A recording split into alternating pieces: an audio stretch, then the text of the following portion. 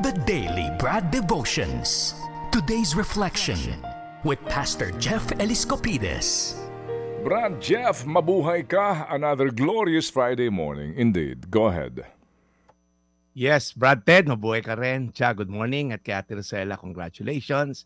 Salamat po. It's Friday, birthday muna ng ating mga kaibigan, Brad Ted. Si Mami Aurora Alano, yan, ang mother ni Tita Marie, lagi nakikinig sa atin. Even nasa New Jersey, si Tita Marie. Birthday din na aming engineer sa church, si Engineer Ronel Samson. Thank you so much for joining. Ngayong pong taon na to, pinipilit nating isustain yung pag-asang meron tayo noong December 31, pagpasok ng 2024. At sabi nga po natin, madali yan na isa puso pagkasimula ng buwan ng Enero. At ang labanan, paano natin masustain na tayo punong-puno pa rin ng pag-asa hanggang sa susunod na December 31. At challenge nga po yan dahil sa maraming mga kinakaharap nating problema. Sakit, pinansyal, emosyonal, di ba? Relasyonal, di ba? Problema sa asawa, pamilya, anak. So ito pong Isaiah 41:10 ay isang magandang paalala sa atin kung paano tayo manatiling hopeful, manatiling mapag-abang sa pagpangarap at pangako ng Diyos. Sabi dito, Isaiah 41:10, huwag kang mangamba dahil ako ang Diyos mo. Palalakasin kita at tutulungan. Iingatan kita sa pamamagitan ng aking kapangyarihan na siya ring makapagliligtas sa iyo. Very short lang po. Sabi rito, 3 salita lang po, huwag kang mangamba. Ito po ay isang command. Ito po ay isang utos. Hindi po niya sinabi na, anak, subukan mo kayang huwag namang mangamba ngayong taon na to. Okay? I-try mo naman kaya huwag mangamba. Hindi po. Direct command, huwag kang mangamba. It's as if sinasabi ni Lord sa iyo ngayon, kahit gaano kalaki ang problema mo, mas malaki ko dyan. Okay? So, Nanay Rosella, yung nanay mong may sakit sa mata, yung anak mong may sakit din na kailangang tugunan. Huwag kang mangamba. Hindi po ito suggestion. This is a command from God. At may pinaguhugutan po ang Diyos dito. Dahil ako ang Diyos mo. Ito po yung susi sa lahat ng ating mga dasal. Ito po yung susi sa lahat ng ating pananampalataya. Ang tanong, Diyos mo ba ang Diyos? Pwede natin sabihin, kahapon sa nguso pero malayo sa puso. It all boils down po to relationship. Meron ka bang relasyon sa Diyos na sinasamba mo? Ang galing ng sinabi, dahil ako ang Diyos mo. Wala kang ibang Diyos. Sabi po sa salita din ng Biblia, ang Diyos daw po natin ay He's a jealous God. Hindi dahil insecure siya, dahil alam niyang pag may iba kang sinamba, pera, kapangyarihan, ibang Diyos-Diyos yan ay makakasira sa iyong pananampalataya, hindi sa kanyang pagiging Diyos. At ang pangako po ng Diyos, tutulungan kita, iingatan kita. Paano? Sa pamamagitan ng kanyang kapangyarihan. Gaano ba kapangyarihan ng ating Diyos? Well, kinreate lang naman niya lahat ng nakikita mo. Ang kalawakan, stars, moon, sa pamamagitan ng mere words, sa salita lamang. Ganun po siya makapangyarihan. At ganun din po siya kayang magligtas sa ating lahat ng pangailangan. In fact, pinatunayan po niya yan 2,000 years ago. Nung pinadala niya ang kanyang bugtong na anak upang ikaw at ako ay maligtas sa ating mga kasalanan. Ano pa ba pwede niya ipagkait kung sarili niyang anak hindi niya pinagkait para sa atin? Kaya po again, gusto ko po kayong encourage. Marami po tayong mga pagkakataong matakot ngayong taon na to. Maraming doctor's report na pwedeng sabihin may cancer ka, magdadialysis ka na. Marami po, pera, negosyo, maraming dahilan para mangamba. Ngunit sabi ng Diyos, Isaiah 41:10, huwag kang mangamba dahil ako ang Diyos mo. Palalakasin kita, tutulungan. Iingatan kita sa pamamagitan ng aking kapangyarihan na siya ring makapagliligtas sa iyo. Manalangin po tayo. Panginoon, napakagandang pangako.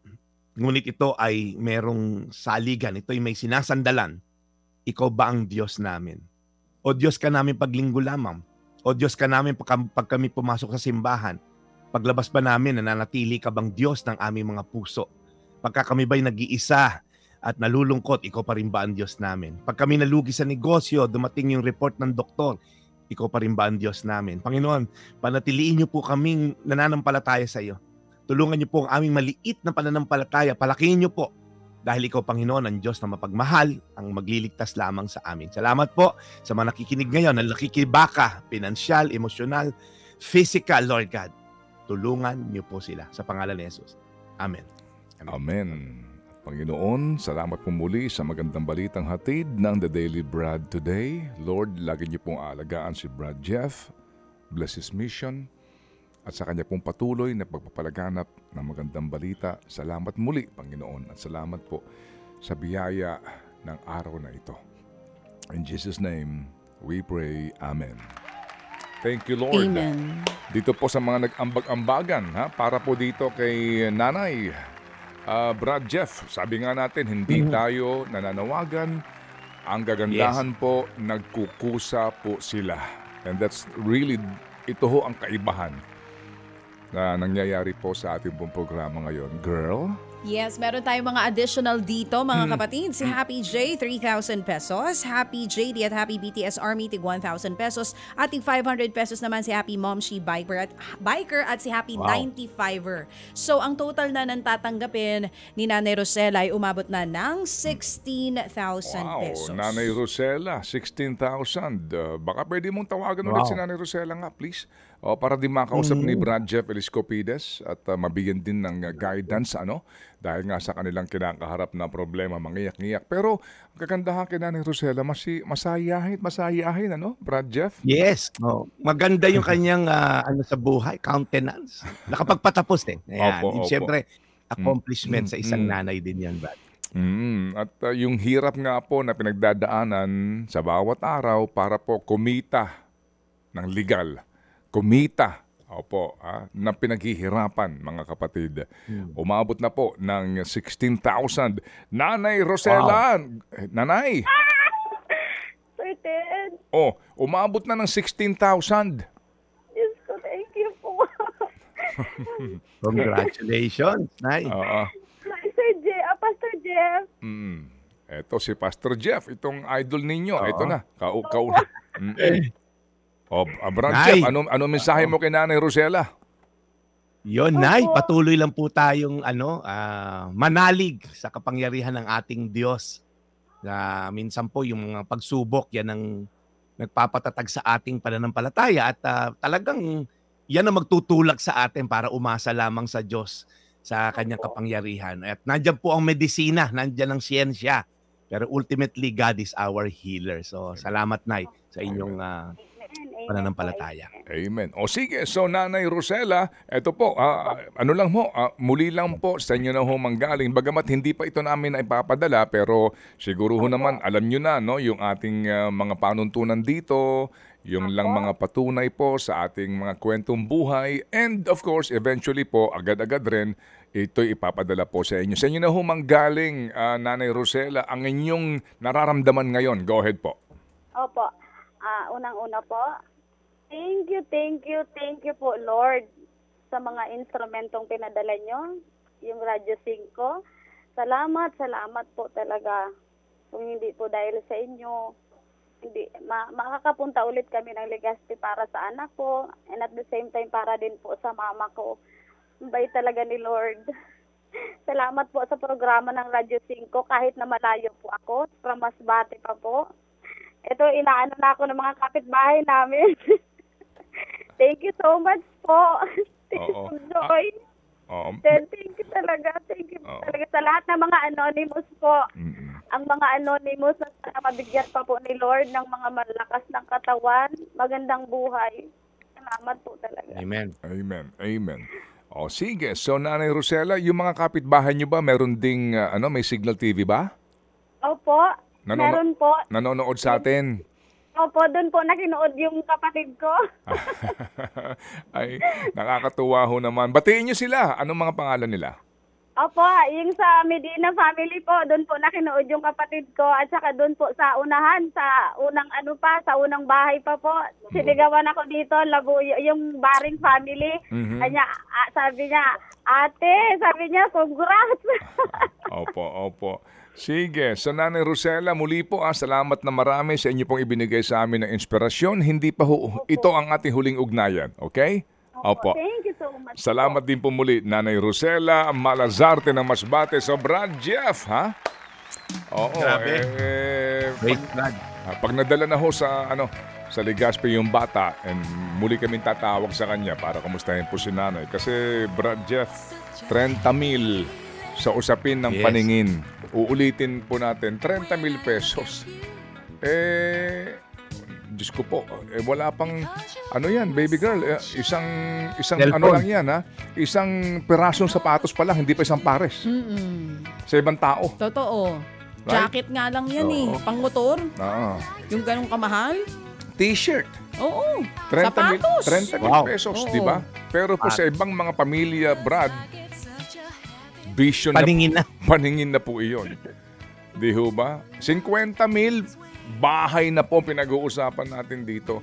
Kaya nga po mga kapatid, muli po, no, ito ho ang maganda rin sa atin sa mensahe pong hatid nito ng The Daily Bread at ang ating pong What's on Your Mind for us to be able to realize, ano po, na una, pinagpala po tayo kung ang ating tinutulugan ay malambot at the aircon. Dahil marami po ang hindi ganun na sitwasyon. At ito rin pong kagandahan din dito for us to realize, mga kapatid, na meron pong puwang para po sa pagdaloy ng inyo pong biyaya na maaring maihatid sa mga tulad po nila ang ating mga nakakapanayam. Ito ang kagandahan dito. So Brad Jeff, happy birthday! January, ano pa, di ba? Kailan 25? 22. 22, sorry. At Ayun. least malapit. Ayan. Birthday ng ate ko, January 26. Yung nasa Canada. Hindi, nandito ngayon si Ate Tere. Oo, Yan. yung aming panganay. Opo, siya ay mga wala pang 100. Basta bagets pa. Pero ano na siya?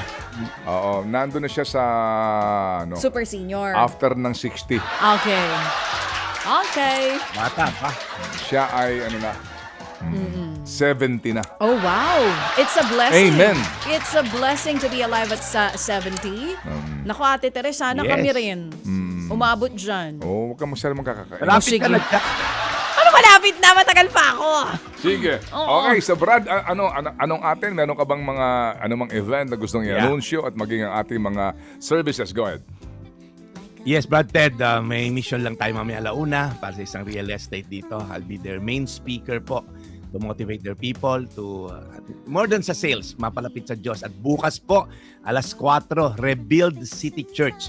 Nasa Facebook at YouTube po yan, yung aking message po, yung preaching every Saturday 4. At pag Sunday, nasa Fairmont Hotel Makati po yan, alas 10 ng umaga po yan, ting Sunday. Bati ko lang, Brad Ted, umabo lang. Si Romel Perez, lagi nakatuning sa atin, nasa radyo ngayon ng Telemundo. At happy grand reunion daw po sa FIATI Civil Engineering. Yung tito ko kasi doon graduate, si Engineer Bong. Batch 78 to 80, bukas daw yung kanilang grand reunion.